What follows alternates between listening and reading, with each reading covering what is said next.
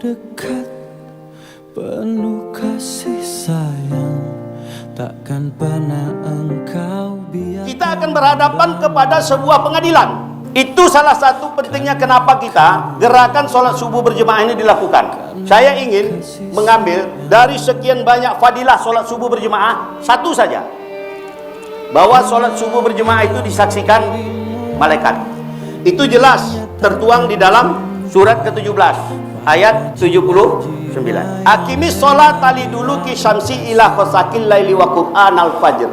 Inna qur'anal fajri kana mashhuda. Di sini Allah katakan, dirikanlah sholat sejak tergelincir matahari hingga gelapnya malam.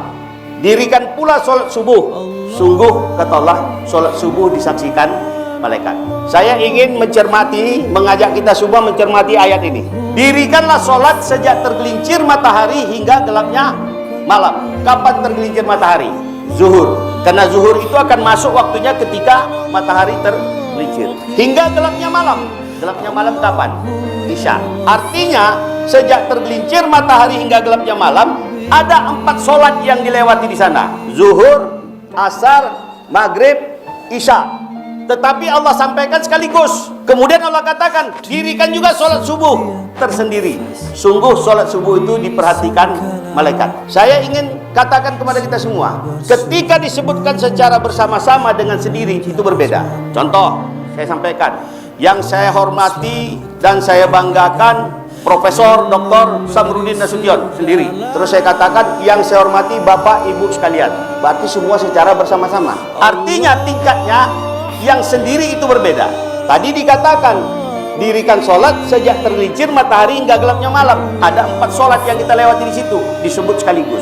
Tetapi ketika giliran sholat subuh, dirikan pula sholat subuh tersendiri. Sungguh sholat subuh itu diperhatikan malaikat. Kenapa ini menjadi penting? Saksi malaikat ini nanti kita butuhkan ketika kita menghadap Allah. Tadi sudah dikatakan waktu saya sampaikan di awal bahwa kiamat itu pasti, kita akan menghadap Allah. Kemudian pengadilan Allah itu pasti. Kenapa kita tidak menyiapkan pengadilan itu dengan baik? Sedangkan di dunia ini saja, ketika kita berhadapan dengan pengadilan, kita pasti mati-matian untuk menyiapkannya. Contoh, katakanlah saya terdakwa di sebuah pengadilan. Semua opini yang terbentuk mengatakan Edi Natar ini orang yang bersalah. Opini sudah terbentuk seperti itu. Padahal kenyataannya saya tidak bersalah. Tetapi opini sudah semua terbentuk seperti itu. Apa yang paling saya butuhkan pada saat itu? Saya membutuhkan adanya saksi yang menyatakan bahwa Edi Natar itu tidak bersalah. Pengadilan dunia saja kita seperti itu mempersiapkan diri. Kalau perlu kita bayar. Kita bayar orang yang mau bersaksi itu karena memang betul-betul dia tahu saya ini tidak bersalah. Berapapun kita bayar. Ini pengadilan dunia. Kenapa pengadilan akhirat yang nanti juga kita membutuhkan saksi, kita tidak mempersiapkan dengan baik? Padahal salah satu untuk mempersiapkan saksi itu, hadirlah sholat subuh berjemaah karena disaksikan malaikat. Saksi ini nanti kita butuhkan.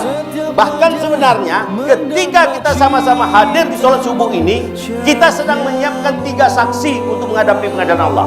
Karena Allah jelaskan di dalam surat Yasin 65 dikatakan, al-yauma nahtimu ala afwahihim wa tukallimuna aydihim wa tashhadu arjuluhum bima kanu yaksibun. Pada hari ini kata Allah, kami kunci mulut mereka, maka berkatalah tangan mereka kepada kami, dan menjadi saksilah kaki mereka atas apa yang dia lakukan di masa lalu. Artinya tangan kita ini nanti akan bersaksi di pengadilan Allah karena mulut ini sudah dikunci.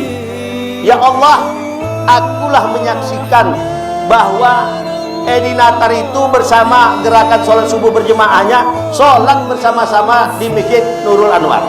Akulah bersaksi, kata kaki ini, karena akulah yang melangkahkan kaki mengantarkannya sampai ke masjid. Karena mulut ini tidak lagi bisa berbicara.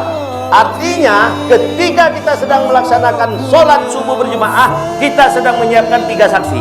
Malaikat kita siapkan untuk menjadi saksi, tangan kita siapkan untuk menjadi saksi, kaki kita siapkan untuk menjadi saksi.